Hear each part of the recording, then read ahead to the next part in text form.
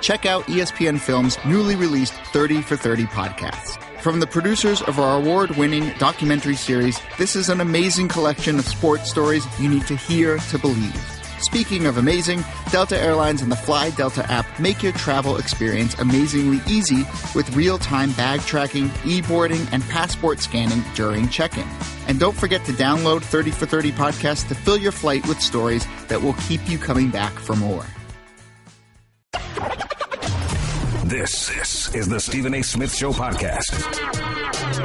I'm Stephen A. Good afternoon, everybody. Welcome to the latest edition of the Stephen A. Smith Show, coming at you as I love to do.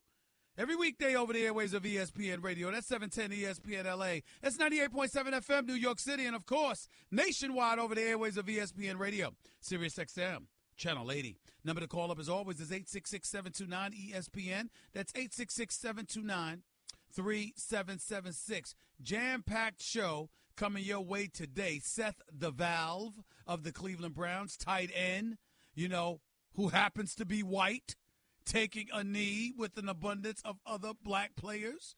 That's something to talk about today. Obviously, we'll get a little into Conor McGregor and Floyd Money Mayweather. The fight is this weekend, this Saturday, just 4 nights away in Vegas. I'll be there, Lord willing. Can't miss that. Some stuff to talk to in regards to that, Kyrie Irving and LeBron James. I'll talk to you about that a little bit later as the show progresses. And, of course, I'll revisit Earvin Magic Johnson. And as far as I'm concerned, this bogus tampering charge that has been leveled against him by the Indiana Pacers, which the NBA is forced to investigate. 866-729-ESPN is the number to call up. That's 866-729-3776. First on my mind, however, first and foremost on my mind, is this situation involving Odell Beckham Jr. and how Odell Beckham Jr. for the New York Giants ultimately escaped serious injury. Preseason game, they're playing last night against the Cleveland Browns, and Odell Beckham Jr. catches a pass. That's high. And when he catches the pass, that's high. What happens is that he turns around. Well, actually, he didn't turn around. Catching a pass before he comes down. Defender goes low. Takes his legs out from under him. The injury looked to be bad initially, but ultimately, even though he left the game and came back to the sidelines, he couldn't continue playing. Some would say he escaped serious injury, which he obviously did, and we can't deny that. But, see, here's the thing for me, and here's the thing that I peel from it. This is just how I feel about it. I don't understand for the life of me why there are preseason games for starters in the National Football League. I understand that you got to practice, you got to warm up, you got to get yourself ready, but football is such a vicious and violent sport. The thought of somebody getting hurt in a meaningless preseason game vexes me. It's just the truth. I look at it from the standpoint like, look, man, there shouldn't be preseason games. I think that if you're going to have preseason games, the only people who should be playing are the reserves. It should not be. Absolutely, positively should not be a situation where starters are playing in preseason games. When one play can end your season, potentially your career. In a league where there's a hard cap and guaranteed contracts aren't really guarantees. Salaries are there to be minimized, waived, or flat out cut. I don't believe in my heart there should be preseason games. I think the preseason should be completely eradicated. And if you have to keep it in tow, you should make sure you're not going to see players. I don't think Tom Brady should play in preseason games.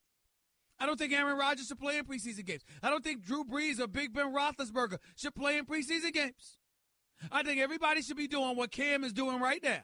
Cam Newton, watching, running down the sidelines, cheering on Christian McCaffrey when he does his thing as a rookie. I don't believe that guy should be playing in the preseason. The sport is just entirely too violent. And because of its violence and what you're subjecting to as a result of it, I just think it's a very, very dangerous situation for people to be in. Odell Beckham Jr. is lucky his season isn't over. He's lucky.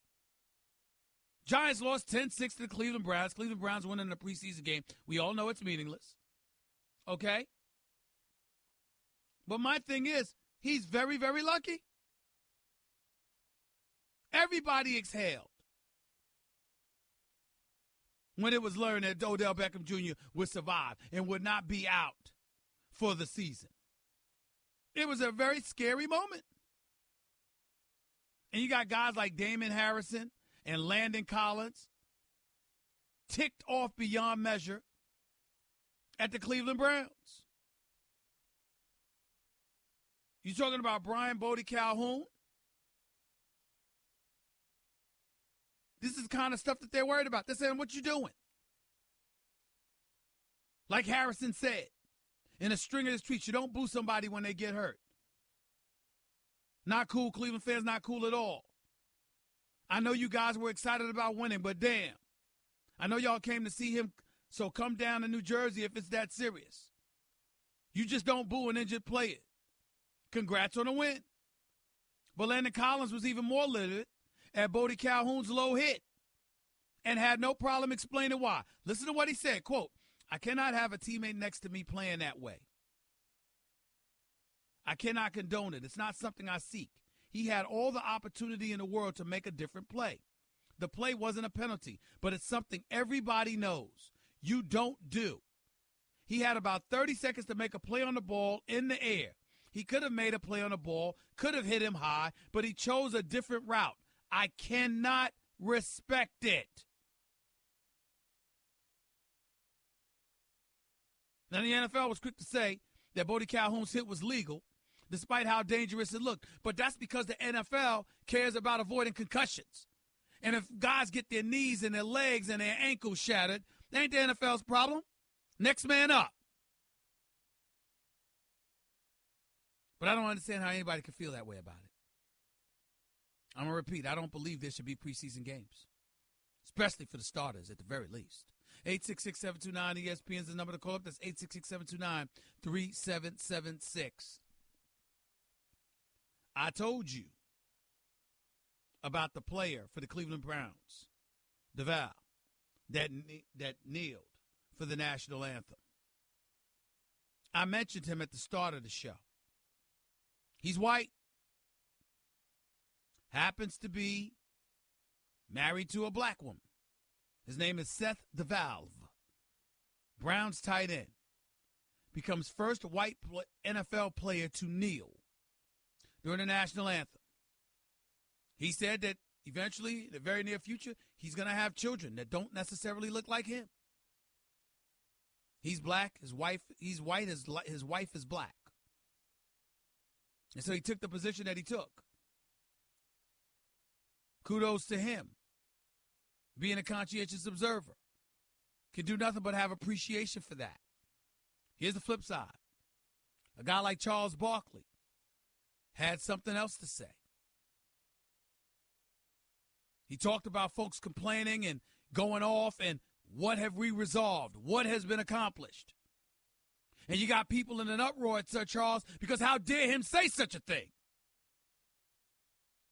I have absolutely, positively no problem with what Charles Barkley said. I'll explain why in a minute. You're listening live to the Stephen A. Smith Show on ESPN Radio. You're listening to the Stephen A. Smith Show podcast. It's past hour number one back here on the Stephen A. Smith Show, ESPN Radio. Coach Herm Edwards will be on the line with us a little bit later on in the show, talk about some of the NFL action. It's been percolating in the news wires and beyond over the last 24 hours. So looking forward to having that conversation with him. Number to call up is 866-729-ESPN. That's 866-729-3776. Charles Barkley was on Mike and Mike this morning and was asked about the protest and was asked about the kneeling during the national anthem and obviously its association with Colin Kaepernick, et cetera, et cetera. And before we comment, I want you to hear his response. Listen to it. Go ahead, Nuno. the media, which I'm part of, I think they've hijacked the story, and we spend all our time talking about who's standing, who's not standing, who's a good guy, who's a bad guy. You're dictated whether you're a good guy or a bad guy if you're not standing for the anthem. And we haven't solved one single issue. We don't even talk about the issues anymore. And that's the thing that probably disappoints me the most. I mean, when's the last time we ever talked about why these guys are actually kneeling or holding up their fists? We spend all our time like, who's doing it this? Okay, are all the black guys doing it, and most of them are not? Oh, we need a white guy. Okay, now we got some white guys. And we spend all our time wasting energy and effort, and we haven't solved one single. We don't even talk about the issues anymore.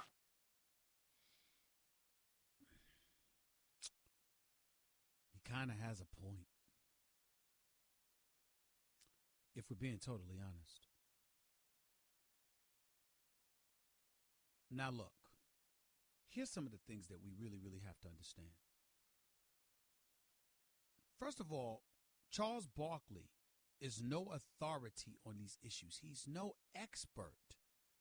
He certainly is not the most articulate individual in the world in terms of explaining in depth exactly what's going on. Neither am I. Neither are a lot of people. But what he does, what I would like to believe I do, and what others do, is have the courage to broach issues. So those who are more deeply informed, who are most educated, who can add additional levels of substance to the discussion, take that bull by the horn and bring it home. And it takes courage to instigate that process. And that is what Charles Barkley does. And far too many occasions, people will be quick to attack him instead of simply addressing what he said and taking it to another level like it was meant for you to do. Charles Barkley is he's a Hall of Famer, a former NBA player, one of the top 50 players in the history of the National Basketball Association. That's who Charles Barkley is. He's all of those things and then some, who just happens to be opinionated about various issues.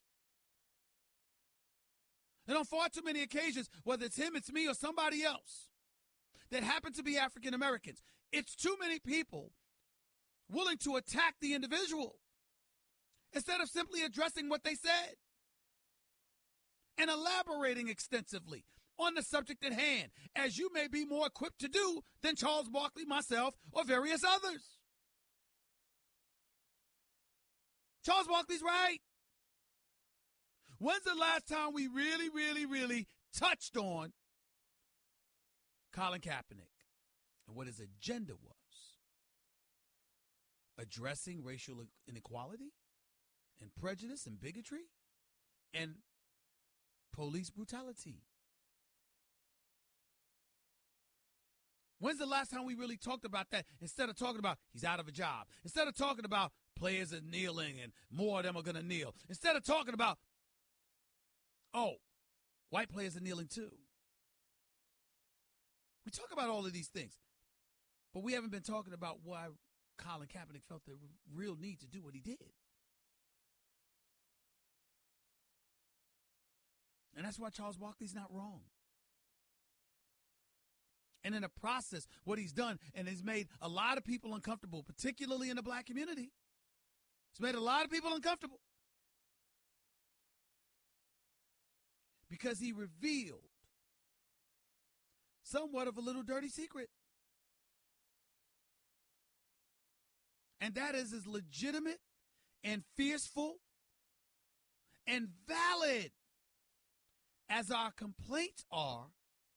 Far too many of us appear more interested in complaining than actually doing something about it. And see, I can get to say that. You know why? Because I don't know whether Charles Barkley does it or not, but it's not just about reading and educating yourself and edifying yourself on particular issues. I also listen. Ladies and gentlemen, I don't get a chance to do it every morning because I'm a very, very busy man, but any chance I get, if I'm in the car between 6 a.m. and 10 a.m., it's going to be on the Joe Madison Show. 6 a.m. to 10 a.m. Eastern Standard Time, Urban View Channel 126 on Sirius XM.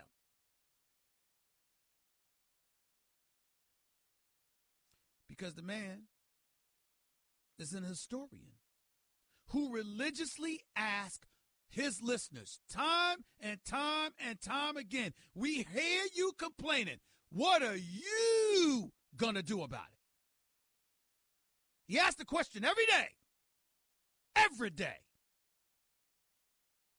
Because he's somebody, as a former president, I believe, of the Detroit chapter of the NAACP, who has a lengthy history of striving to do something about the things that ails him and the community of which we speak. Karen Hunter, same channel, Urban View 126, every weekday from 3 to 6 p.m. Eastern Time. Every day, she talks about what you're going to do about it. How we've got to arm ourselves, not just with knowledge, but actionable measures to address the concerns that ail us. Charles Barkley's essentially saying the same thing, just not as fluidly or as fluid and cogent and clear as Joe Madison or Karen Hunter.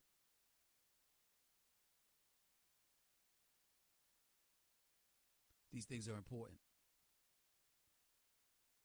Because, ladies and gentlemen, as we sit here today and we're having a conversation about protests and stuff like that, do you know what you want to know what hasn't happened?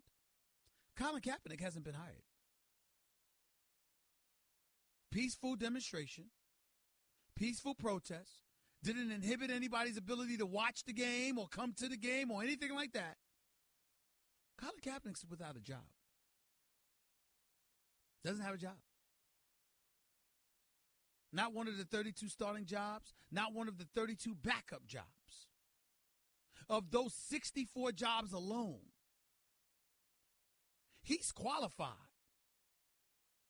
over at least 40 of them. Doesn't have a job.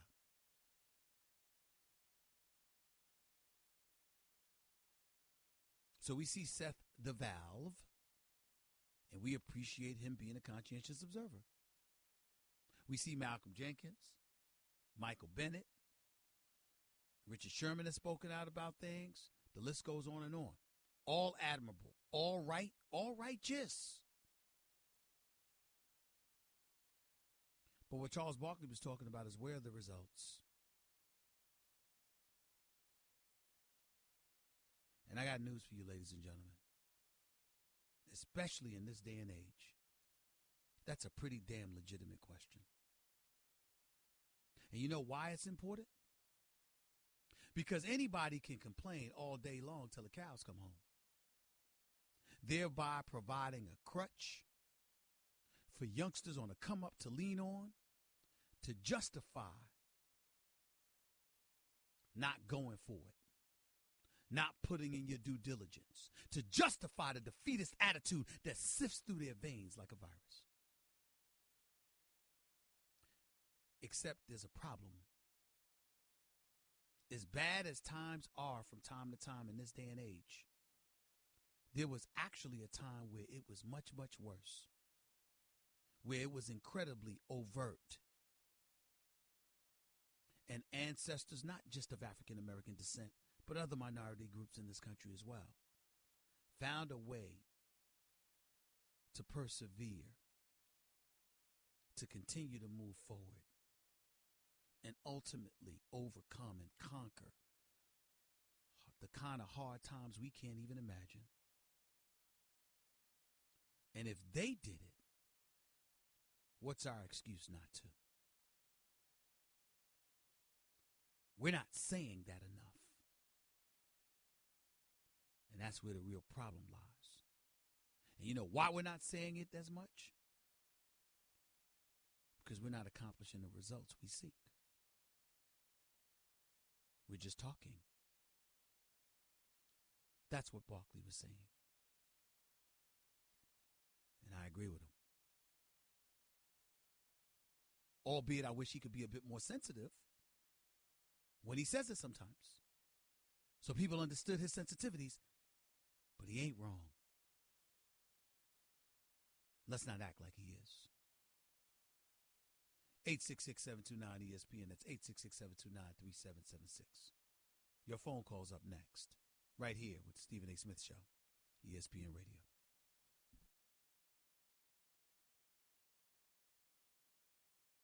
Daddy, where do babies come from? Honey? Mommy went to the store. Oh, well, you see, there's a mommy and a daddy, right? Right. And see, when they call Geico, they could save a bunch of money on car insurance. Oh, really? And that makes them happy? Yes, that makes them very happy. That's good. Yeah. Well, I'm glad we could have this talk, sunshine. Geico, because saving 15% or more on car insurance is always a great answer. Guess what? You're in the middle of the Stephen A. Smith Show podcast. Damn it, I mean it! Stan, when I said just what I said about Barkley, there's an abundance of individuals within the African-American community who feel differently. Take, for example, this guy, Caron. I don't know how to pronounce his name. It's Caron, C-A-R-R-O-N. Caron J. Phillips. Writer for the New York Daily News. Listen to this column. I'll read just the first couple of graphs. I think Charles Barkley is the greatest power forward to ever play basketball. I think Charles Barkley is must-see TV every Thursday night on TNT's Inside the NBA. I also think Charles Barkley is setting black America back every time he opens his mouth to say something completely uninformed, idiotic, and stupid about race relations in this country. Chuck, stop talking. That's what he said. He also went on Tuesday mornings on ESPN's Mike and Mike. Barkley commented on athletes involved in activism and then decided to give his advice on what black America needs to do to make things better. Quote, I think you should go to the White House. It isn't about the person. It's about the office. That's just my opinion. Now, Charles Barkley and I do not agree on that. I do not believe anybody should go to the White House right now with the way this particular president has conducted himself. We ain't talking Republican, Democrat, liberal, conservative, anything. I'm talking about one man who's 71 years old and has been acting like a child, a malignant narcissist. I heard one of the pundits say that the other day. I completely agree with that terminology. A malignant narcissist. I do not agree with Charles Barkley on that. I don't think anybody should go to the White House thinking, oh, it's about the office. No, it ain't. Most of the time it was. Not this time. Not right now. And let me say this for the record, ladies and gentlemen. The few times in my life I've had a conversation with Donald Trump, which, by the way, the last one was right before he announced he was running for the presidency. He has always been incredibly nice to me. Always. I want to emphasize that. When I met Donald Trump, last time I met him was at the Wynn Hotel in Vegas with Mr. Steve Wynn, the owner for the Wynn Hotel. Couldn't have been nicer. Absolutely, positively a gentleman in every way imaginable. God's honest truth. On the phone with him in the past, talking about sports, because I've interviewed him in the past. Absolute gentleman. Absolutely, positively so. That's why I don't get caught up in all the race and the racism and the things that people try to say about him, because I've never seen it from him, ever, until he had to win an election and felt the need to cater to that element. In the end, what it comes down to is you're in office. You're not running for office anymore.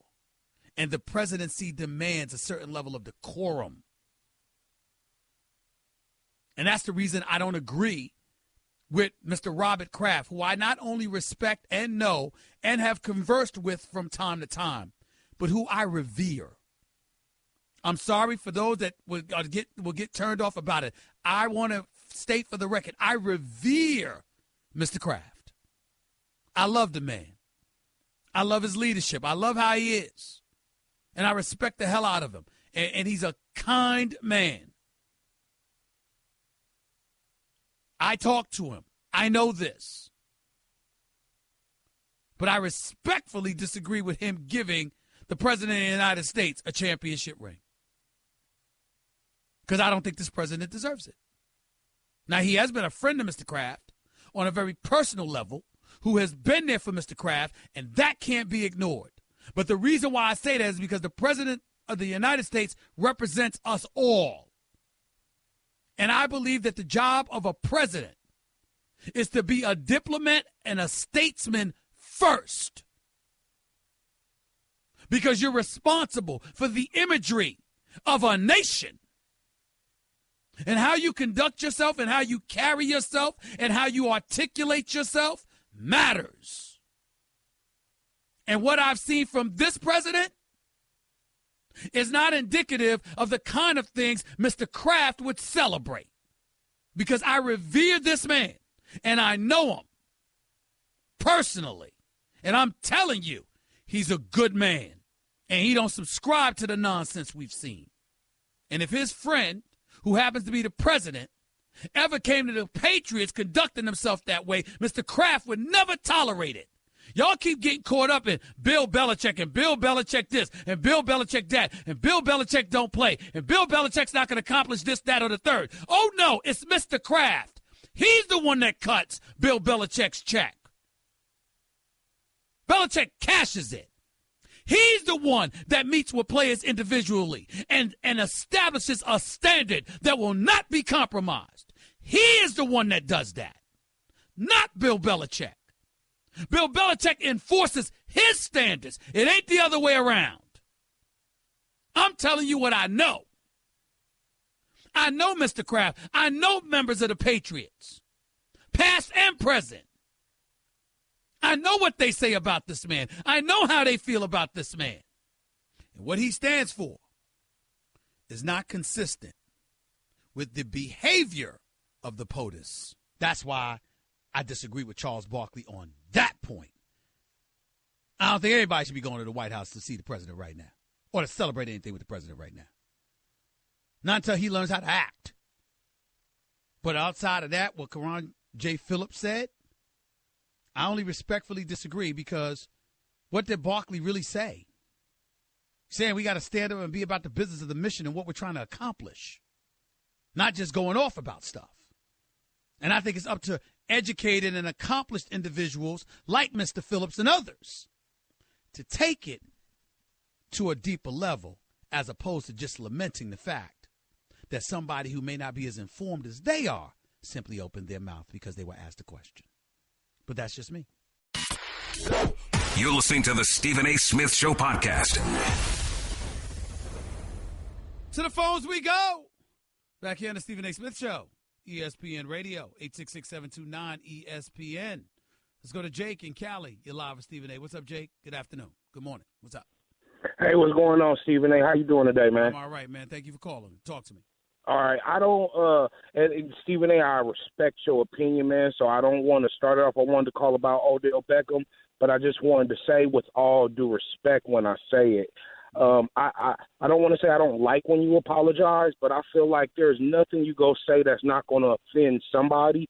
And the way that you might refer to, like, Joe Madison and other people that you respect, you know, I'm one of the people that respects your opinion highly, and I think sometimes I don't want to say that you come off a little too nice because some people would disagree with that. They would say that maybe you're a little too rough, but at the same time, I think that a lot of the stuff you say doesn't warrant an apology because if you're very articulate, and I don't brown nose, but you're very articulate with how you say whatever it is you're saying.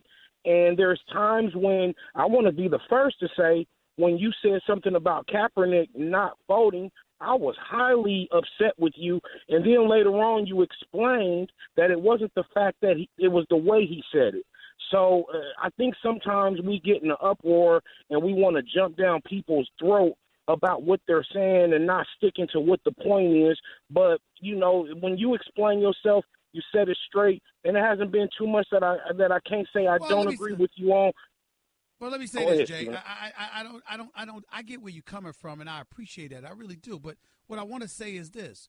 It's not a matter of apologizing. It's just a matter of making sure that people understand, look, I might disagree, but I want you to know if I see your point of view, if I respect Right. your perspective. You see what I'm saying? And so Right. it's like there's a difference between that and saying, man, you're an idiot. I have no respect for what you said. You see what I'm saying? And you don't want to do that if that's not how you feel.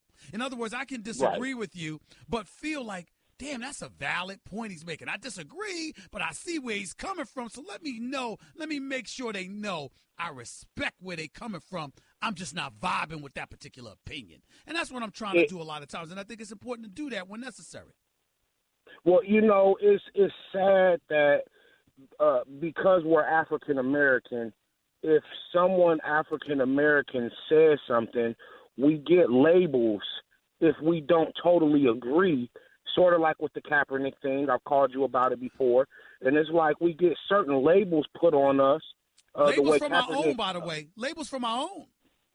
And that's what's so hard because you get the distractions from people who are like, hey, I don't like the way you're doing this, and I don't agree with how you're doing it. It's a lot of people that's not going to get $1 million contract for standing for something, but that's neither here nor there. I wanted to say that to you before I wanted to talk about Odell Beckham. Go ahead. Go to Odell. Go ahead. Do you think that there's going to become a time where he understands, because he's bringing a lot of attention to himself. When you see him on TV, he's dancing. He's supposed to be running the drills, and he's out there dancing. He's hitting the goal post for that the kickers use. He's doing all these different things. And then when it's time for him to perform, he's either injured or he's dropping balls now. And do you think that, and once again, I'm asking because I respect your opinion, do you think that there'll come a point where he grows up, where he plays ball, he's a talented young man? I think it will happen. You know when it's going to happen? When? When somebody caves his chest in. Do you think that's what happened last night? No. That ain't happened last night, but I do think it's going to get a point in time where somebody going to cave his chest in, maybe concuss him or something like that, and let him know this is a man's game. And, yo, man, we out here trying to feed our families. We ain't playing. All these games, we ain't playing. That's what it's going to happen. Hey, Stephen A., I appreciate you, man. Keep doing what you're doing. I appreciate and it, Jay. Some of us, we go to you. You go to Joe Madison. We come to you. And I got to check Joe Madison's show out because, he's one of them. He's one of the many. But, listen, I respect him, and I encourage all of us in our community. Listen, I'm not a conservative. I'm not a liberal. I'm an independent. But I know intelligence when I hear it and when I see it, and especially when your heart's in the right place. And I think that he's one of those people out there that people should be listening to, and that's why I give him the love that I give him. I got to run, Jay. I appreciate the call. Thank you so much. Joe in Long Island, you're live with Stephen A. Go ahead, Joe. Yeah, what's going on? So I just wanted to say something that All right, Joe, do me a favor. Step away from your phone just a touch so you don't sound so muffled. Go ahead. All right, my fault. So I just wanted to let you know that I guess politics is in the beholder, the eye of the beholder, and like there's tens of millions of Americans who feel the same way that you feel about you and like Max Kellerman, let's say, you guys feel about President Trump. There's tens of millions of people who felt the same way about Obama, the way he spoke about issues, and they felt that he divided the country. Same way that you guys, accuse President Trump of doing. So I just wanted you to keep that in mind. Hold that thought. I don't think Max and I totally agree. Because with Max, it's a combination of political and personal in terms of, to me, I don't even get into the politics. My issue, and I don't think you can compare former President Obama with Trump in terms of you might have divided the country with your politics. You have that right. If you're a liberal, you believe certain things. If you're a conservative, you believe certain things. Whoever's holding the office has a right to do what they feel is correct, consistent with the politics of our nation in some capacity or another. What you do not have the right to do is act like a child, a belligerent one at that. And don't ever tell me that y'all could accuse President Obama of that. That is false. That much is false. That's one person's opinion. That's your opinion. Some people like the way that President Trump speaks. Hold on. Let me ask you a question. Can you legitimately say that? I'm not talking about politics now. I'm not talking about politics at all. I'm talking about in terms of being a diplomat and a statesman as it pertains to how you conduct yourself just as a human being. Can you really say that the two compare? Well, no, they're different people. I mean, one's a politician. Come on, Joe. Joe, come on, man. We real here on the show. Don't do that, Joe. Answer the question, man. Don't dance around that. I asked you a direct question. A lot of people can say that Obama's responsible for dividing the nation, the way that he spoke about all those, Trayvon Martin cases and, the Eric Browns and whatnot. That's an opinion about what transpired. I'm talking about behavioral issues. You disagree with his position. You might disagree with his politics. Don't talk to me about behavior. Kind of petulant to blame police for, call police racist. Okay. All right, Joe. Have a nice day. Joe's not being real. I'm going to give him an opportunity to call back when I have more time. But that's nonsense. You can't say that.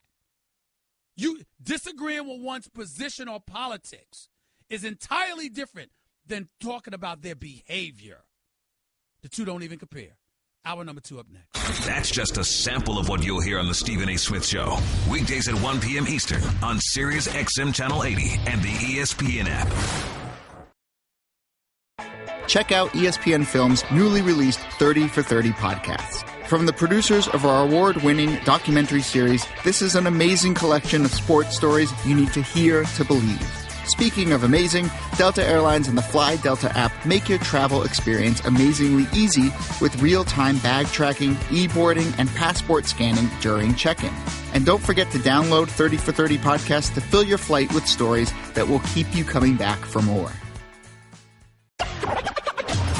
This is the Stephen A. Smith Show podcast.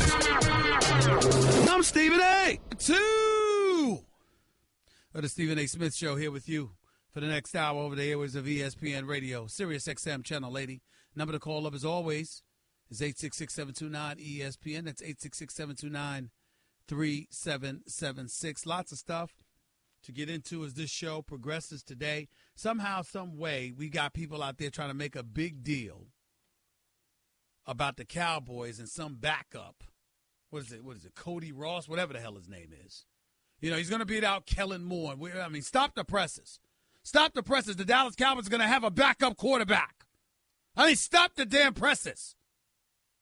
By the way, something interesting, too. Somebody said something. I forgot who it was, but they talked about how the team in L.A., the number one team in L.A., is the Oakland Raiders. I actually believe that. I actually think that's true.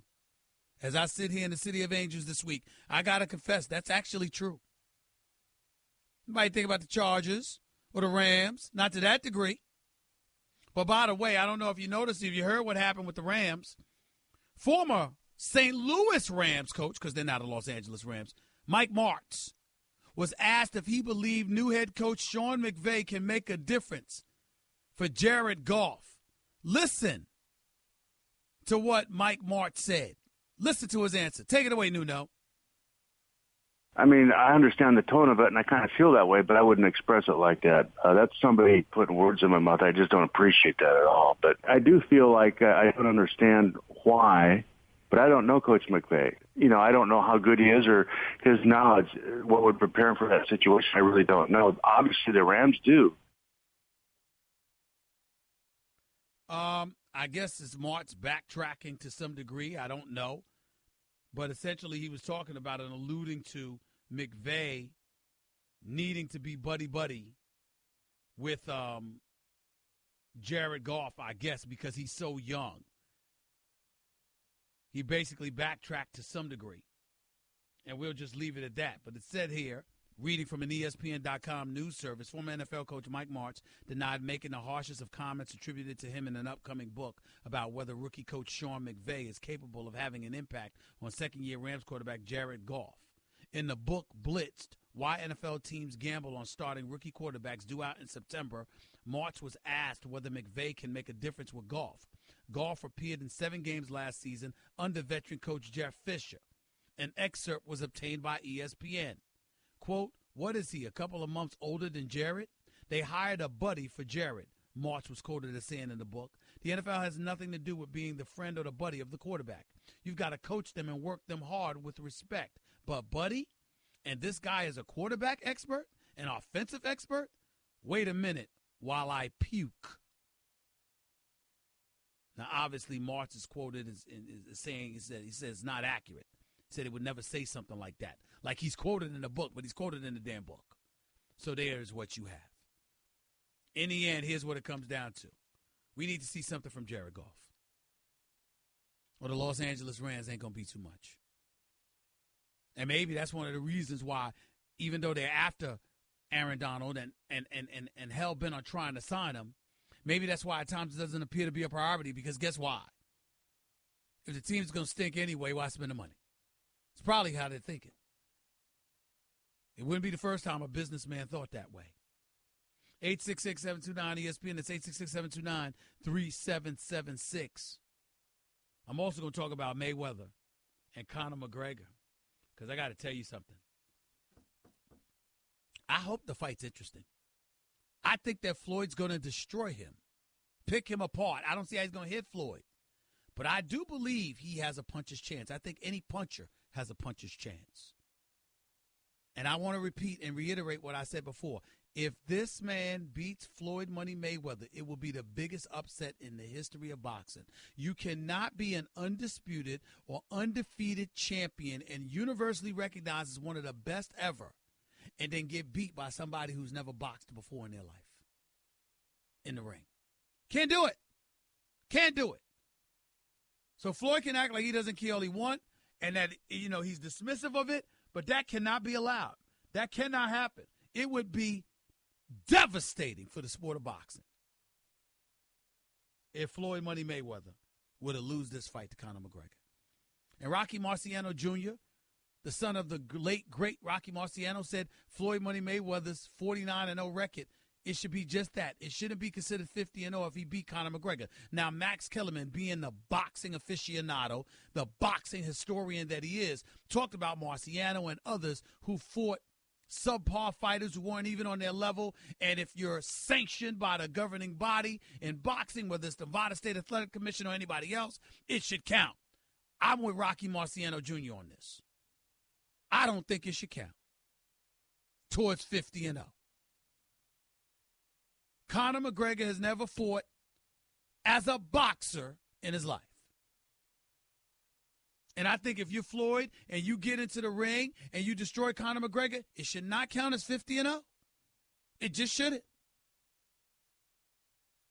It absolutely positively should not. Just like it shouldn't count towards Conor McGregor's record as a UFC fighter. I don't think it should be. I don't think it should count. I don't think when Randy Couture took out James Toney in a minute, I don't think that should have counted. It's an exhibition. That's how I view it. 866-729-ESPN. That's 866-729-3776. Back to the phones we go. Danny in Texas, you're live with Stephen A. What's up? Hey, Stephen A. Love your show. Thank you for taking my call. Thank you. Go ahead. I just want to say I totally agree with you about Colin Kaepernick. The fact that he doesn't have a job is just an absolute disgrace on the NFL. It's just ridiculous.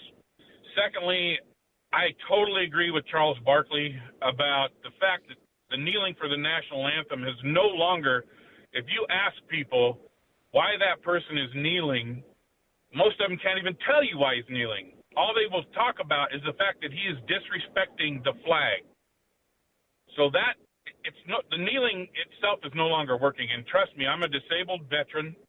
I left a lot of brothers and sisters over there of every color. And I am completely against racial injustice in this country. I just don't think kneeling for the flag is getting it. And I personally don't agree with it because the people that give you that right to protest, and believe me, I am all for the protesting. If you want to protest, I'm all for it. Let's just find another way. What about standing on the sidelines and having everybody? Stop black, right there. White, stop right green. there. Stop right there. You're a disabled veteran. First of all, let me thank you and express my sincere appreciation to you on behalf of my show and everybody here at ESPN for your service to our country. Let's my pleasure. Make sure we say that. I appreciate that. But having said that, it is important to point this out. and to ask you this question. Sir, with all due respect, even though you don't like it, why do you have to suggest that he should do it a certain way when you literally fought for the right for him to be able to do exactly what he did if he so choose? What I'd say about that is, and believe me, I'm all for the protest. I heard totally get it. It's just that the kneeling now is no longer about I am, against racial injustice in this country. And it's because of what Charles Barkley said. Sir, I didn't interpret it that way. I'm not accusing you of that. I'm saying I need you, because I have a radio show and I have other callers. I need you to answer the direct question that I posed to you, which was, since you literally fought for him to have the right to do what he did, why is it that you would suggest that he does something else when his protest was peaceful and he didn't inhibit anybody's ability to watch the game or anything like that, and he exercised the very constitutional rights you yourself fought and sacrificed to protect? Exactly, and I think what I was trying to say is... Why makes it suggestive for something different is what I'm saying, as opposed to just respecting his right to do what he did? I guess what I was saying is, I would like to try and find a way. I mean, I'm not against the fact that he did it his way. Don't get me wrong. If he wants to kneel, then by all means, you're right. I fought for that right. But what I'm saying is, since that is not working the way it was intended to work, and has become a media circus about who, like Charles Barkley said, who's the bad guy, who's the good guy, based on what they're doing on the sideline during the national anthem, isn't working, that maybe, I mean, I may not be smart enough, but I'd like to find a way to unify everybody, and I think that's the problem. Some people won't kneel because they want to stand for the flag. Some people will. But how about maybe something else that everybody can wrap their arms around? And I'm not that smart. All I want to say is I really love your show. I'm a white male, and I absolutely love what you're doing, Stephen A. And I would just like to find the right way, because believe me, like I said, I left a lot of brothers and sisters there, and they were of every color. The racism in this country disgusts me. Danny, thank you so much for your call. And again, thank you for your service to our nation. We really appreciate it on behalf of the show and on behalf of the network. Thank you so much, buddy. 866-729-ESPN. That's 866-729-3776. We'll get back to your phone calls, but that's after we have Coach Herm Edwards on the phone with yours truly. You're listening live to the Stephen A. Smith Show on ESPN Radio. You're listening to the Stephen A. Smith Show podcast. Back to Stephen A. Smith Show right here on ESPN Radio. Always an honor and privilege to have my buddy. I got to say this to y'all. He's the head coach, former head coach for the New York Jets, former head coach for the Kansas City Chiefs, NFL analyst extraordinaire for ESPN. And I must admit, ladies and gentlemen, if I look this good in my 60s, I got to tell you something right now. I'll be a very, very proud man, because it ain't going to happen. I can't look as good as my man, Herm Edwards. Coach Herm Edwards is on the line with yours truly right now. What's up, Coach? How you doing, man? Oh, it's good to hear your voice, my friend. I know you're out there in California, my country, and you're going to be fabulous this week, because this is right up your alley. You know it. Coach, let's get right to it. There's a lot of issues that are going on. First of all, let's touch on Odell Beckham Jr. real quick. Right. The hit wasn't illegal. We all know that. We all know that was within the confines of the rules and regulations. But that kind of hit taking place, particularly in the preseason, what kind of sour taste should that leave in the mouths of Odell Beckham Jr. or any NFL player for that matter, seeing the hit that he suffered from last night, which seemed to be very, very unnecessary? Well, I think all the players realize when you step between the lines, you're one play away from being injured. And you know this is the profession we choose. And I say this as a former player. The intentions is never to injure an opponent, and that was not in the intentions of the DB. He was actually slipping down when he was trying to make the tackle. And then the next thing that occurred, it was a high ball. And so he had to leave his feet to catch the ball. If it was thrown a little bit lower and outside, he probably catches it with his feet on the ground and gets out of bounds, but that didn't take place. So there's a lot of things that happen in the course of a football game. We know that injury is part of our game. Now, you would say we don't want to see our star players being hurt.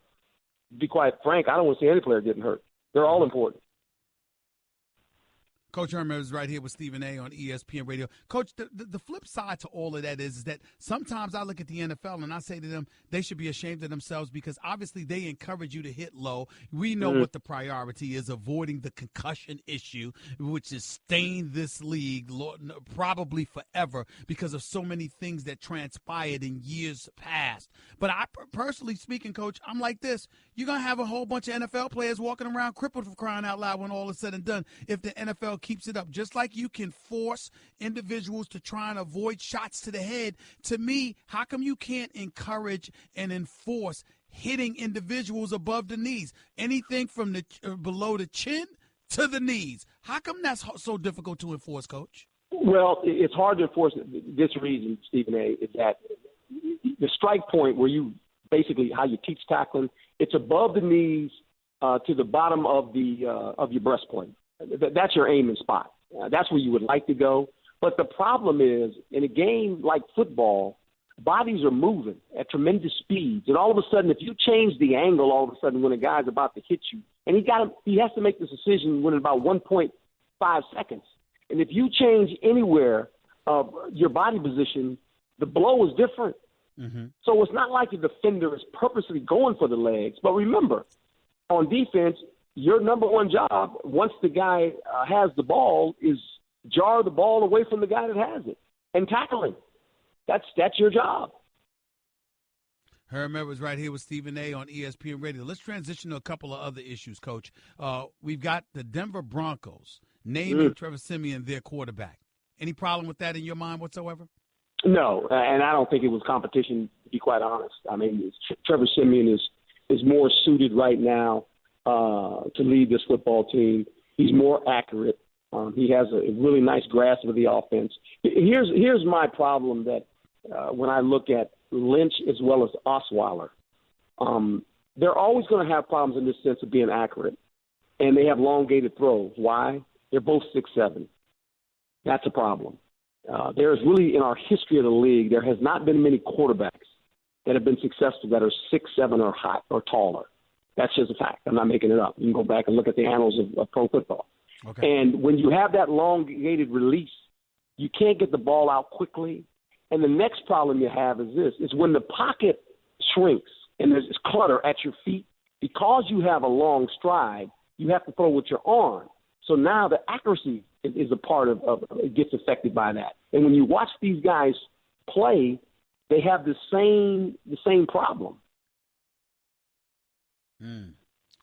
Herm Edwards right here with Stephen A. on ESPN Radio. I hear exactly where you're coming from, but I got to tell you, Coach, I look at this, and some of it is not that complicated to me. I'm looking at Jay Cutler in Miami. I'm looking at the atrocious quarterback situation with the New York Jets right now. I'm looking at the problems that I anticipate the Los Angeles Rams will have, along with various teams in between at that quarterback spot. You're hearing now people talking about how Cam Newton was voted, the most inaccurate or what have you. You see the kind of things that are being said about him. The game has changed how, in your mind, as it pertains to the modern day quarterback. And what do you think it takes to be a successful quarterback in this day and age? Well, a couple things come to mind. Is your ability to process the information. Then from there, you have to make accurate throws. And from there, you have to have a quick release. And then you have to have great leadership qualities. Those are the things that really, when you look at it, that's what transfers. I mean, that's the appeal of playing the quarterback position. And the ones that are successful obviously have those traits. Also this, when you play in a system that is suited for your skill set, that also helps you. Sometimes players are put in the systems and it doesn't really bring out their strengths. It almost defines their weaknesses. And that can be a problem. Coach Herman, let's transition to a subject that I've been waiting to talk to you about because and I'm going to ask you this question in a different way. You've seen all this stuff about Colin Kaepernick and his protests. You've talked about the residue of that, him not being able to get a job in the NFL right now. We've seen players kneel for the national anthem. We've seen them raise fists like Malcolm Jenkins has raised. We've seen white individuals get involved like the Chris Longs of the world and the Derek Carrs with Khalil Macks of the world, and now last night in Cleveland as well.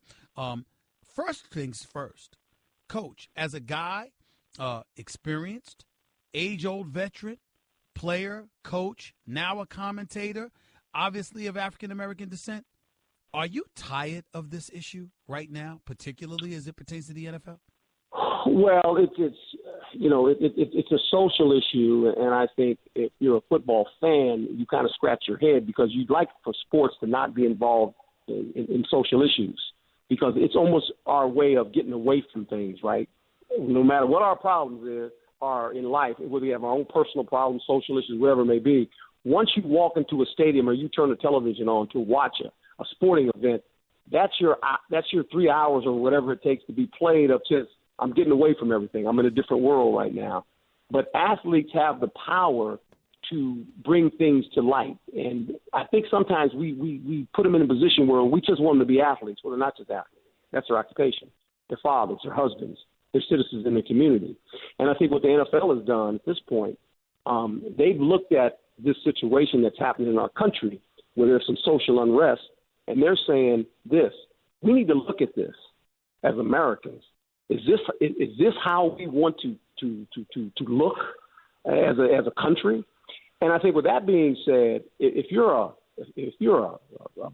fan of a sport, I think the conversation is not only about the athletes, but the conversation what the athletes are standing for and protesting needs to be talked at home, at the dinner table, with your children. And the conversation is, why are they not standing for the national anthem, Dad or Mom? And you explain it to them. Why? But, Coach, what about the issue that Charles Barkley brought up, talking to Mike and Mike this morning? Basically, he was talking about how you got a bunch of folks protesting and what have you. He said, what have they accomplished? Do you find yourself asking that question at this moment in time? Well, yeah, because the sad part about it is we saw this, and I'll go back further than you, Stephen, and we saw this in the 60s when I was growing up. Now, have we come a long way? Yeah. But right now in 2017, why do we still have these issues? I mean, at the magnitude that we look at now, and maybe because because the invention of the phone and the media has brought it to light more, but you would think, aren't we past some of these things that we dealt with in the 60s? Well, guess what? I guess we're not. Well, you know what I'm wondering about, Coach? All of these protests, all of this noise that has been made, and obviously it's valid in terms of prejudice and bigotry and racial inequality. All of that stuff's fine. Here's my deal. One of the impetus for such things also had something to do with bringing attention to the plight of Colin Kaepernick, who still doesn't have a job. And last time I checked, it don't look like he's going to get a job anytime soon. Your thoughts about that? I'm hoping that's not the case, and I'm hoping that what Cleveland did as a team, if that continues to grow in the league, I think ownership will be more reluctant, won't be as reluctant to say, well, guess what? It's okay. He's not going to distract this football team. You know, that's the problem with owners right now. I think they look at that situation of Colin and wonder, we're bringing this guy in to be the backup quarterback. Well, is that going to be the conversation in our locker room? Is that going to distract our football team? And in my opinion, I don't think it will, but I think that was the thing that the owners looked at. But now that this has become what you saw Cleveland did last night, we'll see if this thing continues to grow. All of a sudden now, if you're an owner, you're saying, guess what? Okay, we're seeing the message these players are sending. Last question to you, Coach. What team in the NFL needs a quarterback more than anybody? Oh, boy. For me, well, look, it's obvious. The obvious one, obviously, is the Jets. We know that. But, Stephen A., there's a bunch of teams right now that are playing with cautiously. I mean, you look at Chicago, they might play a rookie at the end. You look at, obviously, Houston, they might play a rookie. There's some guys here now, I mean, that are looking like, okay, if this thing turns the other way, Cleveland might end up playing a rookie. But here's the one that I'm concerned with. It's Carolina. It's the Colts. It's the Ravens. They got veteran quarterbacks that haven't played. And we don't know when they come back, can they make it through the season? That could be a problem. Coach, always appreciate the time, buddy. Thanks so much for joining me, man. You take care of yourself soon. Thank you, my friend. You have fun out there. All right, buddy. The one and only Coach Herm Edwards right here with Stephen A. on ESPN Radio, 866-729-ESPN is always the number to call up. That's 866-729-3776. You heard what he's had to say about Trevor Siemian in Denver, about Odell Beckham Jr., and how he luckily avoided season-ending injury last night. You also heard him talking about protests in the National Football League and Colin Kaepernick in particular. All that and more to discuss up next. It is still the Stephen A. Smith Show on ESPN Radio. Okay, keep your eyes closed. Okay. I want to show you my first ever painting. All right. Okay. Open your eyes. Oh, that's a lot of colors and shapes. So be honest. What do you think? Well, I like how if you switch to Geico, you could save hundreds of dollars on car insurance. Oh, yeah, that's true. Yeah. Here, why don't I hold your paintbrush while you call them? Geico, because saving 15% or more on car insurance is always a great answer. On the phones before we get on out of here, Stephen A. Smith Show, ESPN Radio. Tanner in Oregon. You're live with Stephen A. Tanner, good afternoon. Thank you for calling. Hey, how are you today, sir? Thank you for taking my call. Go ahead, buddy. Couple things. First off, I don't think that we should do away with the NFL preseason, but to make it safer, those guys don't need to be out there in pads actually fully tackling each other. You're out there to test your routes and get some plays going and see if it's going to work. We got lots of problems with no solutions. I think that's an easy. You know what? Can I say this real quick, Tanner, before you make your second point? Absolutely. During the All-Pro game, don't you see guys basically playing flag football? Yeah, but in the All-Pro game, you're not out there trying to test your team's No, listen to what I'm saying. Listen to what I'm saying. Why can't you do the same thing in preseason? Think about what you just said. Running routes, running plays, learning things as they go along without the hardcore physical contact. During meaningless games, maybe you could come up with something like that. Absolutely. Go ahead. I mean, like I said, we got problems without solutions. That's a firm solution. Because honestly, I don't think that many people watch enough preseason football that you should have to worry about somebody getting injured out there. Okay, you're running out of. I got you. You're running out of time. Go ahead and make your other point, buddy. Secondly, the kneeling thing, the message is not getting through. I don't think that that's the proper method. Not a method available, but we need a different method. And I truly think it starts with the elder people of our society. Because let's face it, it's not an African-American problem or a Caucasian problem or any of that. It's an elders in what we teach our children and our families and our communities. That's where it's got to start. And if these NFL guys or whoever, even you guys or myself being in the military, we can't continue to create barriers. And that's what we've done with the kneeling, is created another barrier. I got you. I appreciate your call, man, and thank you for your service to our country. You said you were in the military. Thank you so much. Let's go to Tom in San Francisco. You're live with Stephen A. Real quick, Tom. Go ahead, buddy.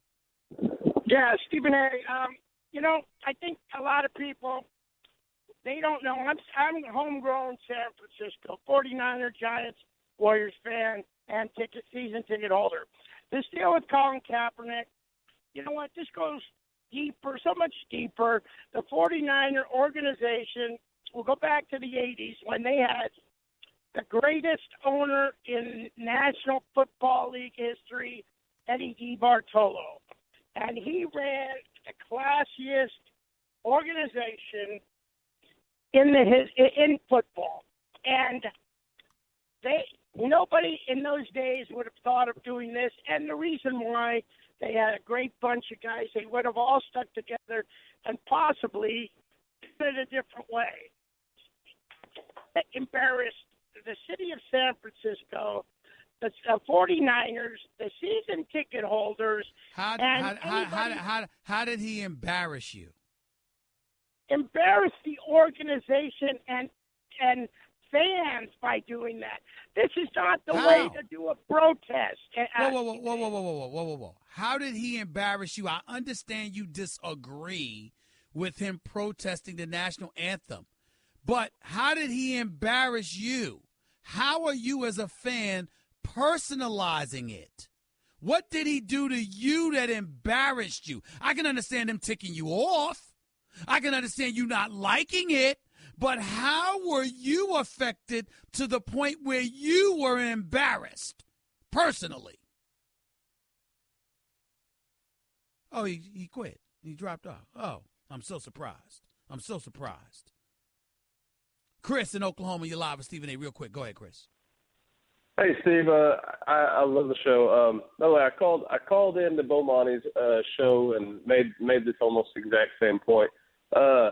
But then after listening to you, I kind of went back on it, and then I got to thinking, well, I mean, the guy's name is Floyd Money Mayweather for a reason. It's not Floyd 50-0 Mayweather. This is something's gonna happen. Connor's gonna win. They're gonna set us up again for round 2, and they're both gonna get $300, $200, even $100 million each, somewhere around there. What do you think? I would say this to you. You could be right if Floyd didn't care, but you're basically saying he'd be willing to throw the fight just to make sure he'd ensure he'd get paid in a rematch. I'm not going to go there. I believe that Floyd cares about being unblemished.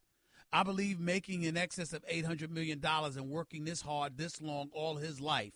I don't believe Floyd Mayweather is the kind of individual that is sitting up there and saying a rematch would get us even more money, so let me go in here and get knocked out by Conor McGregor. I don't see that. I'm not even saying he's going to get knocked out. I'm saying he knows that I know, Stephen A. Smith knows, the world knows that he's the best boxer in the world. He's been doing it almost half his life, pretty much over half his life. He knows that we all know that, and now he's just saying, "Hey, I'm going to cash this in." I think he cares about winning too much. I find it hard to believe that he'll let a guy that's never boxed blemish his record like this. I just find it hard to believe, but anything's possible. Jonathan in Florida, you're live with Stephen A. Real quick, Jonathan, go. Hey, how you doing, Stephen? It's more so to the comment of the last two gentlemen, the guy from San Francisco and the veteran. I just don't understand why, even if you don't agree with Kaepernick or the rest of the guys' protest, why do we have to preference our protest to make you feel comfortable? That's the whole point of the protest, so we can bring attention to the situation and have these conversations. Furthermore, who's to say that Kaepernick didn't think this thing through and had a long-term plan? Maybe this is the end game. We're still talking about it. He's still relevant. The issue is still relevant. We just have to get back to the center point, and people like you have to guide that conversation for us, because I'm not in a position to do that, but you have a microphone and you're on TV every day. You can do that, and people like you can do that. Well, I will tell you that I don't think that he had a plan of being out of football, because he opted out and was looking for another job. Miami and Baltimore came to mind, but for different reasons, that didn't pan out. So I'm not one who's inclined to believe that he had a long-range plan. Certainly, with his girlfriend sending out tweets comparing the owner for the Ravens and Ray Lewis, the former great linebacker for them, to the Leonardo DiCaprio, Samuel L. Jackson characters in the movie Django, didn't help matters. Wearing a Fidel Castro T-shirt didn't help matters. And you hurt yourself with those issues when you're looking for a job, and clearly he was looking for a job. And then we can act like he's not, but I don't believe that. I believe he wants to be in the NFL. I believe he expected to be in the NFL. And I don't know if he expected this, which wasn't the wisest thing in the world to do, to be blind to, rather, meaning not expecting a backlash from owners and things of that nature. But it is what it is, and that's where we are. NFL season's rapidly approaching. College football's rapidly approaching. Still NBA stuff to get into and more. I'll be back with y'all in 22 hours. Until then, peace and love, everybody.